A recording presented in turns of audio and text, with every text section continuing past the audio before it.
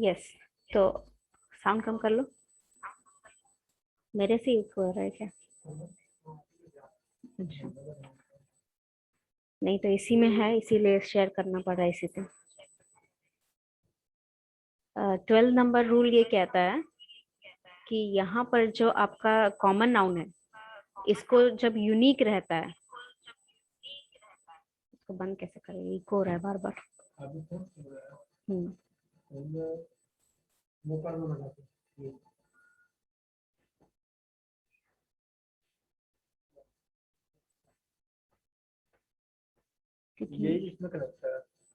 यहाँ से शेयर करना है मुझे, ये शेयर करना है, इसीलिए इससे कनेक्ट होना पड़ रहा। नहीं, वो इको तो होगा ही उसमें। नहीं नहीं, स्क्रीन शेयर कर रही हूँ क्योंकि यहाँ पर बोल रही हूँ ना। 1 मिनट।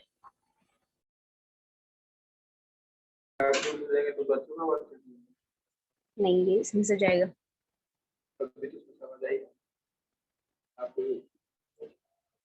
इसका कनेक्ट डिस्कनेक्ट करो।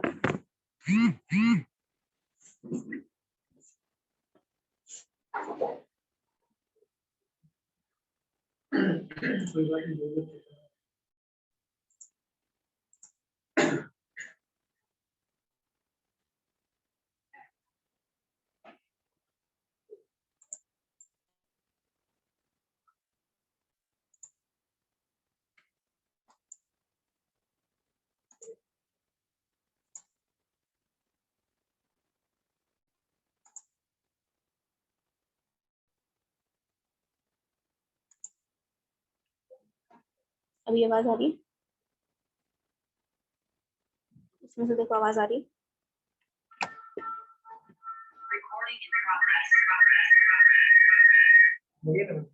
अभी आवाज आ रही है? इको नहीं कर रहा? ठीक। Yes, so as I was telling कि बिफोर आपका जो कॉमन नाउन है जो यूनिक रहता है, ठीक है, यहाँ पर देखिए सन को कॉमन नाउन बोला गया। क्यों सन को कॉमन नाउन क्यों बोला गया?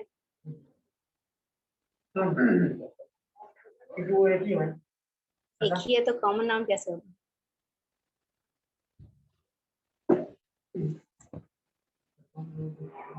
लॉजिक लगाओ, सोचो कि सन को कॉमन नाउन कैसे बोल दिया उसने?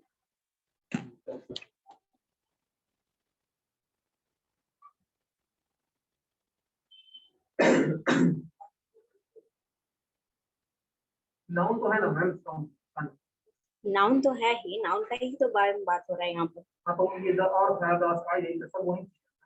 तो वही चीज है, तुम बोल रहे हो कि एक है सन, अर्थ एक ही है, तो जब एक ही है तो कॉमन नाउन कैसे हो गए? कॉमन नाउन का मतलब क्या होता है? जब आप किसी ग्रुप को रेफर कर रहे हैं, जैसे गर्ल हो गया, बॉय हो गया, मतलब आप पूरे ग्रुप में कोई भी गर्ल हो सकती है, कोई भी बॉय हो सकता है, तो अर्थ तो एक ही है, सन एक ही है। बिल्कुल है। सन जो है वो जब सेलेस्टियल बॉडी का डिफरेंशिएशन होता है, इनकी टाइप ऑफ सेलेस्टियल बॉडीज जो है, सन आपका स्टार है। Sun is a type of star. उसके जो सेलेस्टियल बॉडी की जो ये क्वालिटीज होती हैं वो स्टार से मैच करती है, लेकिन सन जैसा स्टार और कोई नहीं है। दैट मींस यहाँ पर देखिए लिखा हुआ है unique of their own kind, मतलब सन जैसा स्टार और कोई नहीं है। द अर्थ जो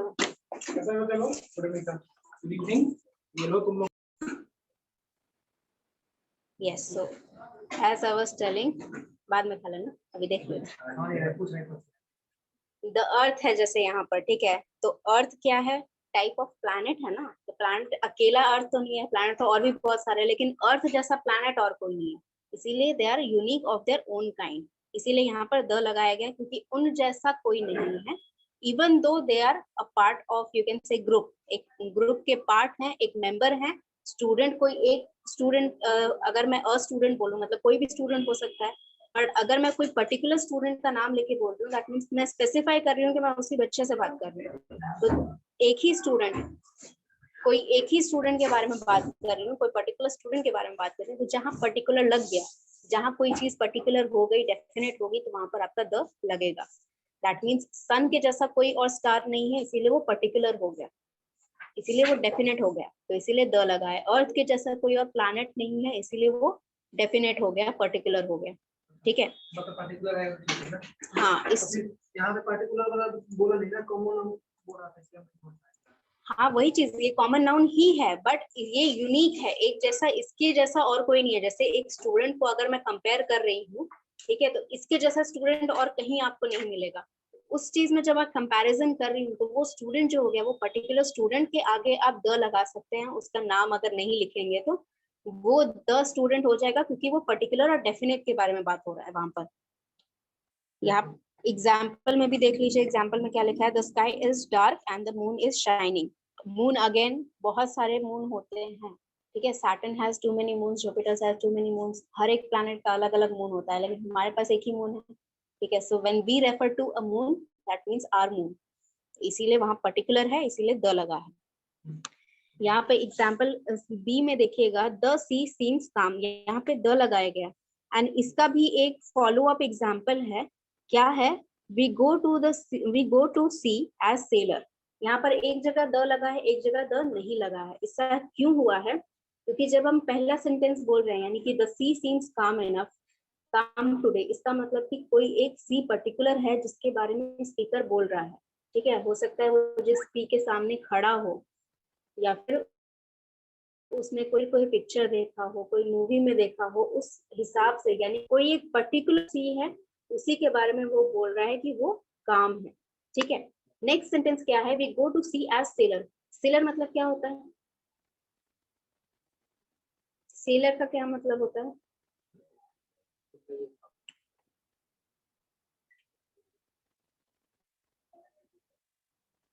सेलर का क्या मतलब होता है,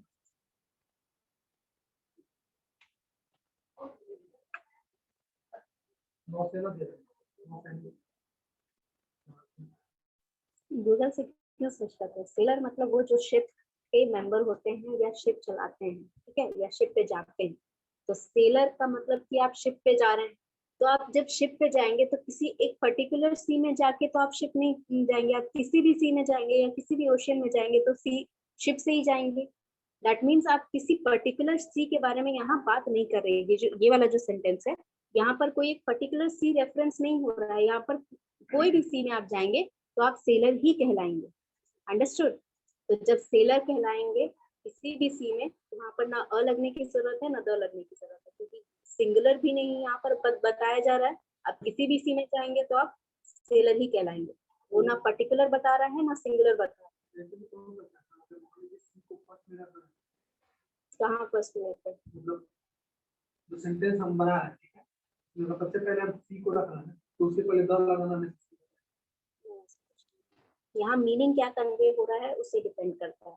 अगर द सी लिखा है, ठीक है, सेंटेंस के बाद भी लिख सकते हैं, अगर द सी एंड में भी लिखा है, तो इसका मतलब कोई पर्टिकुलर सी के बारे में ही हम बात कर रहे हैं। वी वेंट टू द सी, इसका मतलब मैं किसी पर्टिकुलर सी के बारे में बात कर रही हूँ जहाँ मैं गई थी। ठीक है, and we go to see as a sailor, इसका मतलब कोई पर्टिकुलर सी नहीं है, किसी भी सी में आप जाएंगे तो आप एज अ सेलर ही जाएंगे। अनदर एग्जाम्पल यहाँ पर स्पेस का गिवन है, ठीक है, he tried to park his car there but the space was too small, यानी कि पर्टिकुलर स्पेस या लोकेशन के बारे में बात की जा रही है, पर्टिकुलर प्लेस के बारे में बात की जा रही है कि there is no more space in the car. ठीक है, the classroom needs to expand. ठीक है, ये सारी जो चीजें हैं, यानी कि एक पर्टिकुलर लोकेशन और स्पेस के बारे में बात की जा रही है, तब वहां पर आप द लगाएंगे। लेकिन जो आउटर स्पेस है, ठीक है, अर्थ के एटमॉस्फेयर से बाहर वाला जो स्पेस है, वो पर्टिकुलर इसीलिए नहीं है क्योंकि अर्थ से बाहर कुछ भी है तो वो स्पेस है। अर्थ का एटमॉस्फेयर जहाँ खत्म होता है, उसके आगे आप कुछ भी यूज कर रहे हैं, कुछ भी कर रहे हैं, तो वो आपका स्पेस ही रहेगा। इसीलिए कोई पर्टिकुलर डेफिनेट थिंग नहीं होने के कारण वहां पर कोई आर्टिकल नहीं लगता है। There are lacks of star in space, there is no particular location in the space where star are there and where does not contain star। ठीक है, कोई पर्टिकुलर लोकेशन नहीं है जहाँ पर स्टार नहीं है या स्टार प्रेजेंट है आपके स्पेस में। अर्थ से बाहर एटमॉस्फेयर जहाँ आप जाएंगे वहां पर आपको स्टार्स दिखेंगे। अंडरस्टूड। Yes ma'am. चलिए नेक्स्ट आपका है 13th रूल। क्या कह रहा है कि जब आप इन नेशनैलिटी बता रहे हैं किसी चीज की भी, ठीक है, आप अपनी नेशनैलिटी बताएं, किसी और की नेशनैलिटी बताएं। इंडियंस बहुत सारे हैं, लेकिन हम जिस जगह को बिलोंग करते हैं वो जगह, वो लोकेशन एक पर्टिकुलर कंट्री का नाम है। तो इफ आई एम टेलिंग कि I am an Indian, there are lot of Indians, but मैं इंडिया से बिलोंग करती हूँ, तो इंडिया एक ही है। इसीलिए यहाँ पे एक पर्टिकुलर नेशनैलिटी रेफर की जा रही है, इसीलिए यहाँ पर पर्टिकुलर है, यानी कि द लग रहा है। ठीक है। Now next thing is before proper noun only when a qualified by an adjective. इसका मतलब क्या हुआ? हाँ वो मैं ले आती हूँ। मुझे ये बताइए कि जब यहाँ पे लिखा क्या था कि आपको अगर कोई पर्टिकुलर नाउन है, ठीक है, जैसे कि आपका नाम होता है, किसी का भी नाम होता है, वो पर्टिकुलर नाउन होता है, लेकिन किसी के भी नाम के आगे द नहीं लगा सकते। ठीक है, किसके नाम के आगे द लगाएंगे आप? यस, जहाँ पर आपका पर्टिकुलर है कोई चीज, तो पर्टिकुलर कैसे बताएंगे? मान लीजिए कि गांधी जी को बहुत लोग नहीं जानते हैं, बहुत सारे लोग नहीं जानते, मान लीजिए जस्ट सपोज, तो हम उनको जब रेफर कर रहे हैं तो उनके नाम के आगे अगर हमने एडजेक्टिव जोड़ दिया, अगर कोई एडजेक्टिव जोड़ दिया गया है उनके नाम के आगे, that means we are referring to the particular person जिसका ये एट्रीब्यूट जो था वो फेमस था। ठीक है, जैसे कि बहुत सारे बुक्स में गांधी जी को नॉन वायलेंस लवर कहा जाता है, या फिर national father, nation father of nation बोला जाता है। वो सारे आपके एडजेक्टिव्स ही हैं एक तरह से। ठीक है, बट ब्रेव हो गया, ठीक है, या फिर इमॉर्टल हो गया, ग्रेट हो गया, ये सारे एडजेक्टिव लगाने का मतलब क्या है कि आप किसी पर्टिकुलर, जैसे नेपोलियन यहाँ पर लिखा गया, तो शेक्सपियर लिखा गया, शेक्सपियर, उनके अलावा जो शेक्सपियर राइटर थे उनके अलावा भी बहुत सारे शेक्सपियर हैं, लेकिन यहाँ पर जब इमॉर्टल शेक्सपियर लिखा गया है, इसका मतलब आप उन्हीं के बारे में बात कर रहे हैं जो पोइट्रीज, जिनकी पोइट्रीज और ड्रामास बहुत फेमस रह चुके हैं। Understood? The great Caesar, Caesar हो सकता है कि और भी किसी का नाम हो, पर यहाँ पर द ग्रेट सीजर लगाने का मतलब यही है कि जिसके बारे में वो ड्रामा लिखा गया था, जूलियस सीजर, वही रेफरेंस यहाँ पर लिया गया है। Understood? The brave Napoleon, Napoleon हो सकता है कि और भी बहुत लोगों का नाम हो सकता है। ठीक है, हमें बस पता नहीं है उनके बारे में। क्यों नहीं पता है? क्योंकि हम एक ही नेपोलियन को जानते हैं जिन्होंने वर्ल्ड कॉन्कर करना चाहा था। ठीक है, कुछ करेंगे तभी नाम। हाँ बच्चे, बिल्कुल। गोली से मारने वालों को फिर ऐसा मत करो। जेल जाना पड़ेगा, मरना पड़ेगा, तब जाके फिर उसके बाद भी ड नहीं लगेगा तुम्हारे नाम के आगे। वो उस काम में कैसे लग सकता है? नहीं नहीं, गलत काम की बात नहीं है। You have to be something like a Hitler, तब लगेगा तुम्हारे नाम के आगे द। उतना करने से अच्छा तुम कुछ अच्छा काम कर लो। ठीक है, नेक्स्ट हो गया आपके ऑर्डिनल्स। देखिए ये ऑर्डिनल्स हैं, यहाँ पे मैंने बता दिया है ऑर्डिनल्स क्या हैं और कार्डिनल्स क्या हैं। ऑर्डिनल्स वो होते हैं जब आप पोजीशन की बात करते हैं, फर्स्ट, सेकंड, थर्ड। ठीक है, he came first, she came first। ठीक है, third row is where the girls are sitting, the third apple is rotten। ठीक है, इसका मतलब एक पर्टिकुलर चीज के बारे में बात हो रही है। अगर मैं थर्ड, मान लीजिए 3 एप्पल हैं, ठीक है, अगर मैं कहूँ कि देयर आर 3 एप्पल्स, इसका मतलब 1 2 3, माय सब्जेक्ट इज प्लूरल। ठीक है, कार्डिनल्स हो गया, तो वहां पर द नहीं लगेगा। क्यों नहीं लगेगा? क्योंकि पर्टिकुलर कोई नहीं है, 3 एप्पल कोई भी हो सकते हैं, कैसे भी हो सकते हैं। बट इफ आई से कि there are 3 apples and the third one is rotten, यानी कि तीसरा जो एप्पल है वो खराब हो रखा है, तो यानी कि मैं किसी पर्टिकुलर एप्पल के बारे में बात कर रही हूँ जो खराब हो गया है। 3 एप्पल है, उसमें से एक पर्टिकुलर एप्पल है जो खराब हो गया, उसका पोजीशन बता रही हूँ मैं। तो यानी कि जब मैं पोजीशन बता रही हूँ किसी एक पर्टिकुलर ऑब्जेक्ट की या किसी पर्सन की बात कर रही हूँ, इसीलिए वहां पर द लगेगा। He was the first to stand, सबसे पहले आया। ठीक है, 6 चैप्टर, यानी कि कितने नंबर, 6 चैप्टर, चैप्टर नंबर 6 तो एक ही है। ठीक है, लेकिन अगर मैं 6 चैप्टर्स बोलूं, यानी कि 1 to 6 जितने भी चैप्टर्स हैं वो सारे इंक्लूड हो रहे हैं इसमें, लेकिन 6 चैप्टर एक ही है।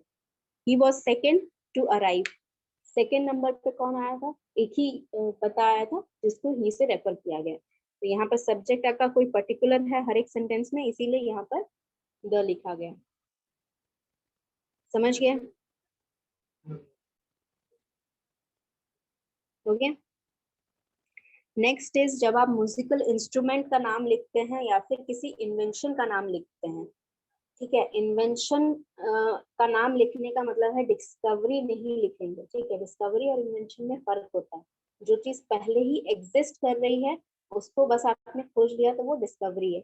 लेकिन जो चीज बनाई गई है, जो पहले कभी प्रेजेंट नहीं थी, जैसे आपका कंप्यूटर, मोबाइल, ये सारी चीजें प्रेजेंट नहीं थे, आपने बनाया है फ्रॉम द स्क्रैच, तो वो चीज इन्वेंशन होगी। तो जब भी आप किसी इन्वेंशन का नाम लिखेंगे तो तब आप उनके नाम के आगे द लगाएंगे।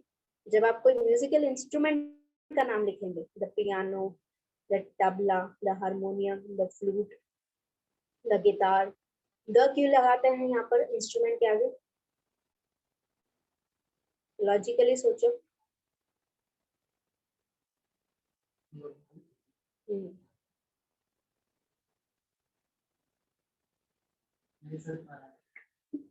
जब आप कोई इंस्ट्रूमेंट का नाम लिखते हैं, ठीक है, मान लो मैंने द तबला बोला, इसका मतलब कि एक पर्टिकुलर ग्रुप को, द तबला मतलब ये तो नहीं है कि कोई पर्टिकुलर तबला है उसके बारे में बात कर रहे हैं। इसका मतलब ये है कि पर्टिकुलर इंस्ट्रूमेंट है, ठीक है। जैसे कि अगर मैं बोलूं कि the girl went to the zoo, ठीक है, इसका मतलब एक पर्टिकुलर गर्ल है जिसके बारे में मैं बात कर रही हूँ, वो ही लड़की गई और जिस जू के बारे में मैं बात कर रही हूँ उसी जू में गई।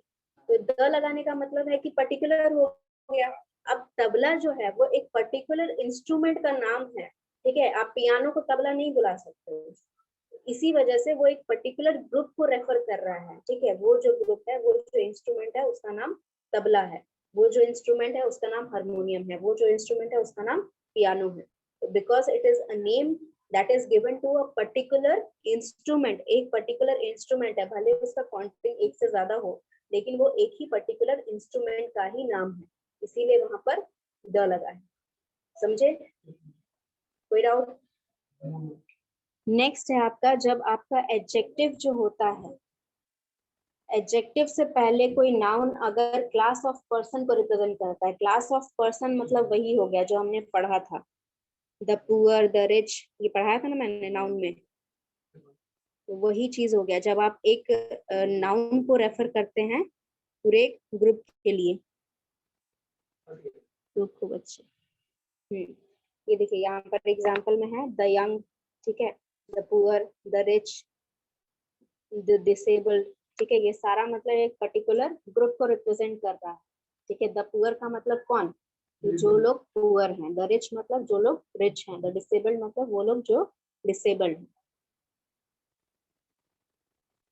ओके, नेक्स्ट इज,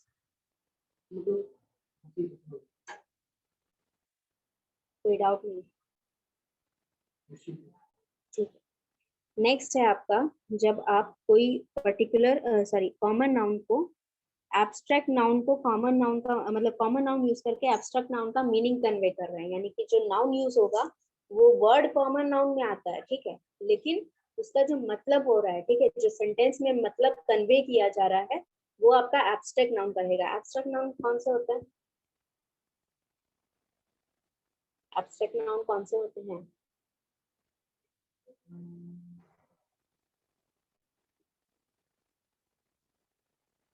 सब भुला दो, सब भुला दो। एब्स्ट्रैक्ट नाउन वो जो आपकी फीलिंग्स कन्वे कर रहा है, हैप्पीनेस, सैडनेस, ठीक है। एब्स्ट्रैक्ट नाउन जो आपकी फीलिंग्स कन्वे कर रहा है, ठीक है। तो यहाँ पर जो सेंटेंसेस हैं, ठीक है, सेंटेंसेस में देखिए, सेंटेंसेस में लिखा आपका कॉमन नाउन है, ठीक है। मोरालिस्ट हो गया, ठीक है, जज हो गया, वाइफ हो गया, ये सारे आपके कॉमन नाउन है। बट इसका जो मीनिंग कन्वे हो रहा है सेंटेंस में, द मोरालिस्ट इन गांधी, यानी कि गांधी जी का जो अंदर फीलिंग था मोरालिटी का, ठीक है, मोरालिटी आपका एब्स्ट्रैक्ट नाउन है, तो गांधी जी के अंदर जो फीलिंग था मोरालिटी का, वो उनको रिवोल्ट करने के लिए मजबूर कर रहा था। रिवोल्ट मतलब किसी के अगेंस्ट जाके कुछ एक्शंस लेना, जैसे हाँ, रेवोल्यूशनरी एक्शन लेना, जो पूरा अगेंस्ट उसके जा रहे हैं, ठीक है। तो उसका मतलब कि यहाँ पर उनकी जो मोरालिटी थी उसके बारे में रेफरेंस किया जा रहा है, तो मोरालिटी आपकी एब्स्ट्रैक्ट नाउन है, बट यहाँ वर्ड क्या यूज हुआ है? मोरालिस्ट। मोरालिस्ट क्या होता है? वो लोग जो मोरालिटी को फॉलो करते हैं, मोरालिटी मतलब, मोरालिटी मतलब क्या होता है? मॉरल्स मतलब क्या होता है? मॉरल, मॉरल, मॉरल स्टोरी का नाम सुन, moral story.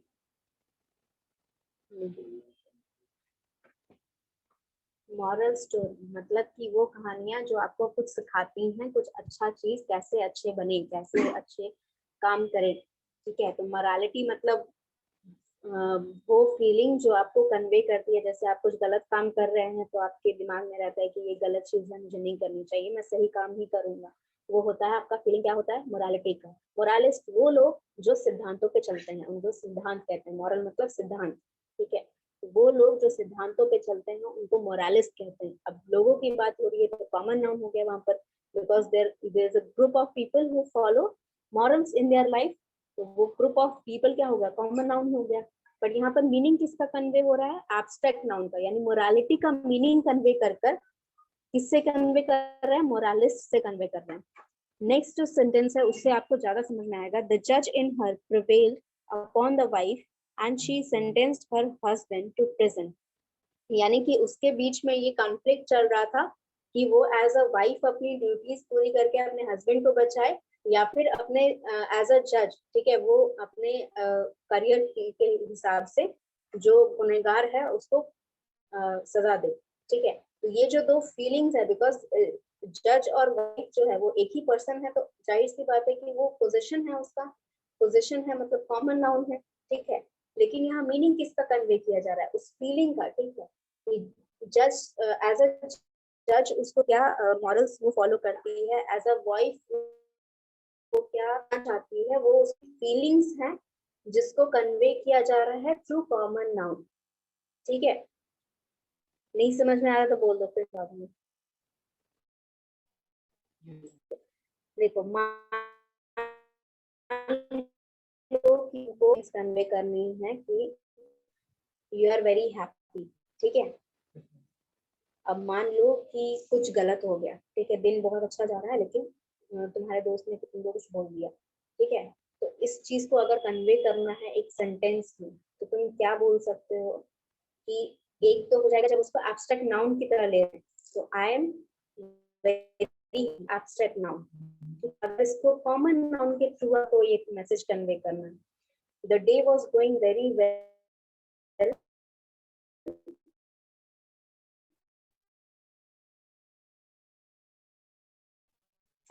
happiness in me was related to go through the argument। का मतलब ये हुआ कि आप हैप्पी हैं, ठीक है, आपके दोस्त के साथ कॉन्फ्लिक्ट हुआ, लेकिन आपके अंदर जो खुशी, हैप्पीनेस की खुशी थी, उसने आपको रोक लिया कोई आर्गुमेंट। तो यहाँ पर हैप्पी मैन जो है वो आपका कॉमन नाउन है, बट यहाँ मीनिंग किसका कन्वे हो रहा है कि दैट योर हैप्पीनेस। ठीक है, अभी समझ में आ गया? चलिए, नेक्स्ट आपका हो गया कि the is use before the name of newspaper. See this is easy, कोई भी एक पर्टिकुलर ब्रांड है इसीलिए, द हिंदू, द मुसलमान आपका पर्टिकुलर रिलीजन है इसीलिए, द बीजेपी पॉपुलर पार्टी है, द फ्रेंच रेवोल्यूशन एक है जो बहुत कॉमन नोन है, ठीक है, आपने हर किसी ने पढ़ा है हिस्ट्री में। हिंदुस्तान टाइम्स एक पर्टिकुलर न्यूज़पेपर का नाम है। द इंटरसिटी, इंटरसिटी ट्रेन का नाम है, जो कि बहुत लोग सोचते हैं कि लोकल ट्रेन का नाम है, लेकिन ये एक पर्टिकुलर ट्रेन का नाम है। ठीक है, द विक्रांत आपका ये जो आईएनएस का ये जहाज है, इंडियन नेवल फोर्स का ये जहाज है। हाँ, तो पर्टिकुलर है इसीलिए वहां पर द लगा है।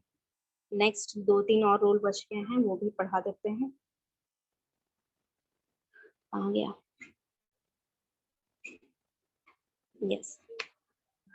रूल नंबर 20 है कि जब आप, देखिए ये चीज हमने नाउन में डिस्कस की थी, ठीक है, ये सेंटेंसेस दोनों पढ़िए without the bracket. The producer and financer was present there, यहाँ द एक ही बार लगा है और वॉज लगा है। The producer and the financer were present there, the दो बार लगा है और वर लगा है। इससे क्या मीनिंग कन्वे हो रहा है? क्या अंतर है दोनों में कि जहाँ पर एक बार द लगा है और एक बार सॉरी 2 बार द लगा है क्या मीनिंग कन्वे हो रहा है?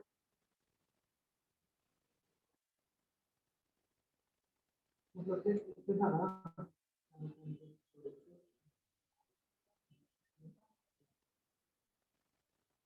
वॉज है इसका मतलब सिंगुलर पर्सन है। वॉज किसके लिए यूज होता है? सिंगल पर्सन के लिए। इसका मतलब जो प्रोड्यूसर और फाइनेंसर है दोनों ही सेम पर्सन है। ठीक है, the producer and financer were present there, मतलब एक ही पर्सन है, जो प्रोड्यूसर भी है और फाइनेंसर भी है।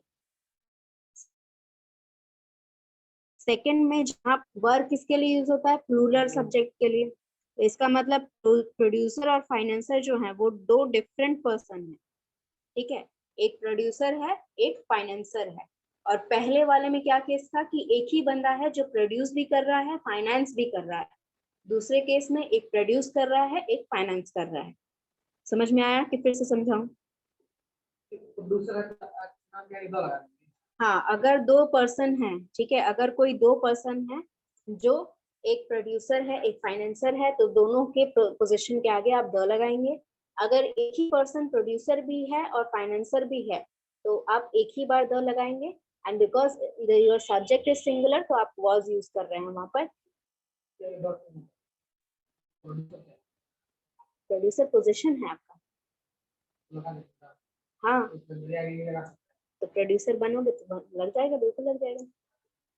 पोजीशन कोई भी पोजीशन हो, ठीक है, द डायरेक्टर, द सीईओ, ठीक है, द मैनेजर, कोई भी पोजीशन हो उसके आगे आप द लगाएंगे बिकॉज कोई एक ही पर्सन रहता है उस पोजीशन पे। नेक्स्ट आपका हो वर्ब रहेगा जब आपका कंपैरेटिव यूज हो रहा है। कंपैरेटिव क्या था? कंपैरेटिव पढ़ाया था एडजेक्टिव में, वो भी याद नहीं भूल गए। सी कंपैरेटिव तब था आपका, this is 21 number we are discussing. Comparative मतलब कि जिस चीज के लेकर, जिस वर्ड को लेकर आप कंपेयर करते हैं, ठीक है। जैसे कुछ वर्ड्स होते हैं जो आपस में मॉडिफाई करके, खुद को ही मॉडिफाई करके कंपैरेटिव डिग्री बन जाते हैं। कुछ वर्ड्स नहीं कर पाते हैं तो उसके साथ आप मोस्ट सॉरी मोर या फिर मोस्ट लगाते हैं। मोस्ट आपका सुपरलेटिव हो जाता है, मोर आपका कंपैरेटिव हो जाता है। तो यहाँ पर द लगा है कंपैरेटिव के साथ, यानी कि वर्ड रहे ना रहे, ठीक है, कंपैरिजन हो रहा है किसी चीज का। किस चीज का कंपैरिजन हो रहा है? The more she gets the more she demands. इसका मतलब क्या हुआ? किसके बीच में कंपैरिजन हो रहा है? उसको जितना मिल रहा है वो उतना चाह रही है। इसका मतलब क्या हुआ? क्या कंपेयर किया जा रहा है?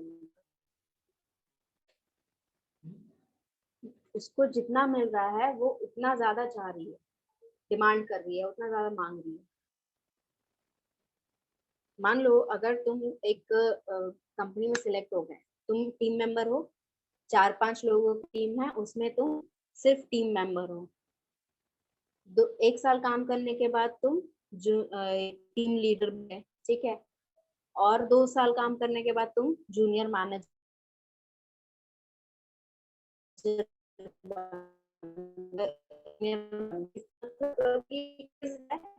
उसको और ज्यादा टीम मेंबर, फिर उस फैक्शन उसको जूनियर मैनेजर बनना है। फिर जूनियर मैनेजर बनी तो भी सेटिस्फैक्शन नहीं, उसको सीनियर मैनेजर बनना है।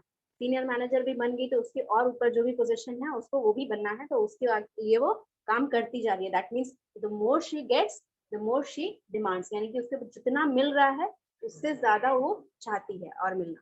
ठीक है, दैट मीन्स उसका जो डिमांड है, उसका जो एम है, वो कंटिन्यूअसली ग्रो करता जा रहा है, कंटिन्यूअसली इंक्रीज करता जा रहा है। तो जब कंटिन्यूअस कंपैरिजन होता था तो मैंने बताया था कि रिपीटेशन होता है। तो द मोर बार बार क्यों आ रहा है? क्योंकि कंटिन्यूअस रिपीटेशन हो, आपका कंपैरिजन हो रहा है। In the second sentence, the sooner you complete the better it is, यानी कि आप जितना जल्दी कंप्लीट करेंगे आपको उतना जल्दी रिजल्ट मिलेगा, जितना जल्दी रिजल्ट मिलेगा उतना जल्दी आप प्रमोट होंगे। Okay, this is the procedure, यानी कंटिन्यूअसली आपके ग्रोथ की बात की जा रही है। अंडरस्टूड? तो जब कंटिन्यूअस आपका होता है तब या तो आप दो एडजेक्टिव्स यूज और बेटर यूज हो, एक ही एडजेक्टिव यानी कि मोर जो है कंपैरेटिव है आपका, कंपैरेटिव वर्ड वो बार बार रिपीट हो रहा है। अंडरस्टूड? चलिए नेक्स्ट है आपका the is used before comparative degree being used for selection and comparison, यानी कि सिलेक्शन हो रहा है। सिलेक्शन किस में हो रहा है? कंपैरिजन जब भी होता है आपका, जो यूनिट होते हैं वो हमेशा दो ही यूनिट रहेंगे। या तो मैं एक स्टूडेंट को बाकी स्टूडेंट से कंपेयर करूंगी, मैं दो स्टूडेंट को आपस में कंपेयर करूंगी, मैं दो बैच के स्टूडेंट्स को आपस में कंपेयर करूंगी, बट मेरा यूनिट ऑफ कंपैरिजन हमेशा दो ही रहेगा। ठीक है, तो he is the stronger of the two, ये जो द टू यहाँ पर लिखा है ये आपका सिलेक्शन है। द स्ट्रॉन्ग, सॉरी ये स्ट्रेंजर लिखा गया, स्ट्रॉन्गर होगा। द स्ट्रॉन्गर मतलब ये आपका कंपैरिजन हो रहा है। ठीक है, द टू जो है वो आपका सिलेक्शन के लिए है, दो में से एक आपने सिलेक्ट किया, किसमें से सिलेक्ट किया? दो में से सिलेक्ट किया, तो वो जो टू है आपका सिलेक्शन हो रहा है, तो उसके आगे आपने द लगा दिया। फिर उसके आगे आपने कंपैरिजन किया है, किसका कंपैरिजन किया है? स्ट्रॉन्गर है या नहीं, तो वो कंपैरिजन के आगे भी आपने द लगा दिया। Similar way this is the better of the two novel, again यहाँ पर टू नॉवेल्स में सिलेक्शन हुआ एक का, अगेन द बेटर यानी कि कंपैरिजन हुआ दो में से। Understood? Okay, next is your when the person is being refused referred to by this, see यहाँ पर लिखा है पोजीशन अगर रहेगा तो आप द लगाएंगे, the chairman, the director, the president, कोई भी पोजीशन है तो आप वहां पर द लगाएंगे। ठीक है, ये तो चीज समझ में आ ही गई है आपको। एंड लास्ट वन इज, दो तीन और रूल्स बच गए हैं, वो मुझे देखने दीजिए। फाइल स्क्रीनशॉट्स मिली है।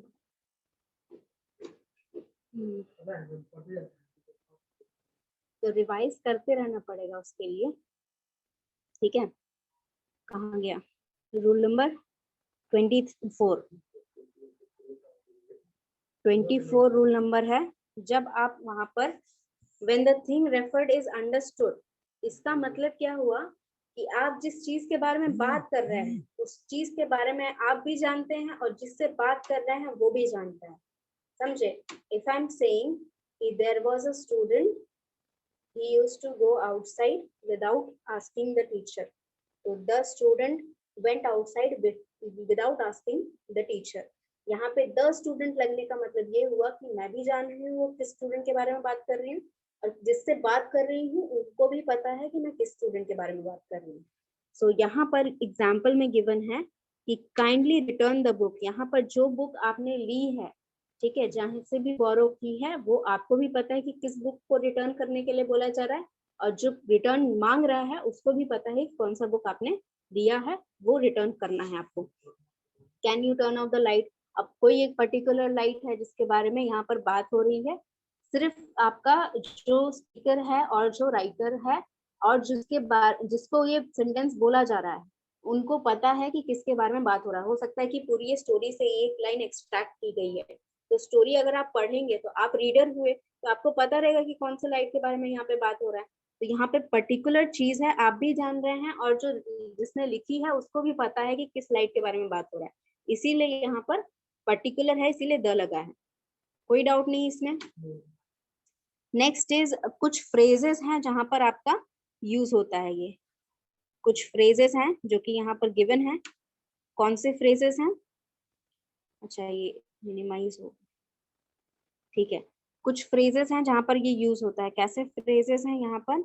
What is the matter, now यहाँ पर व्हाट इज द मैटर लिखा है, इसका मतलब कि कोई एक ही मैटर नहीं है, ठीक है, एक से ज्यादा मैटर भी हो सकते हैं, लेकिन यहाँ पर व्हाट इज द मैटर आपका एक फ्रेज है, ये एक तरीका है बोलने का।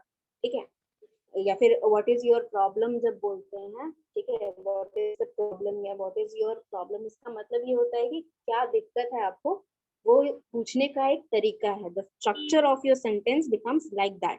ठीक है, कम टू द पॉइंट। ठीक है, यहाँ पर किस पॉइंट के बारे में बात की जा रही है नहीं पता, कोई पर्टिकुलर नहीं है, बट ये फ्रेज है। ठीक है, फ्रेज क्या बताया था मैंने?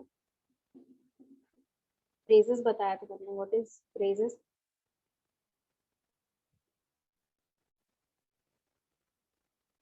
फ्रेज आपका होता है एक ग्रुप ऑफ वर्ड्स जहां पर पार्शियल मीनिंग कन्वे होता है, ठीक है। फ्रेज और क्लॉज दोनों का डेफिनेशन सेम है, फ्रेज में भी पार्शियल मीनिंग होता है, क्लॉज में भी पार्शियल मीनिंग होता है। मतलब एक सेंटेंस है, पार्शियल सेंटेंस, हाफ सेंटेंस, ठीक है। क्लॉज आपका ये हो गया, ये वाला क्लॉज हो गया, ये देखते सॉरी फ्रेज हो गया, go to the cinema, go to the theatre, ये आपका फ्रेज हो गया, आधा आधा मीनिंग, ठीक है। फ्रेज और क्लॉज में अंतर क्या होता है कि क्लॉज में आपका सब्जेक्ट और वर्ब रहेगा, ठीक है। यहाँ पर आपका सब्जेक्ट नहीं रहेगा, ठीक है, वर्ब भी नहीं रहेगा। गो टू द सिनेमा हो गो आपका हेल्पिंग वर्ब है, वो रह सकता है, हेल्पिंग वर्ब है वो रह सकता है, मेन वर्ब नहीं रहेगा। आपका क्लॉज में मेन वर्ब और सब्जेक्ट रहेगा, बट फ्रेज में आपका सब्जेक्ट तो कभी नहीं रहेगा, वर्ब रह सकता है। नहीं, ऑब्जेक्ट भी नहीं है वो, तो वो ऑब्जेक्ट नहीं है ना, सिनेमा पे इफेक्ट थोड़ी पड़ रहा है अगर आप जा रहे हैं वहां पर, वो ऑब्जेक्ट नहीं है, that is complement to complete your sentence, ठीक है। तो ऐसे जो फ्रेजेस होते हैं, फ्रेजेस में आपका सब्जेक्ट नहीं रहता, ठीक है। तो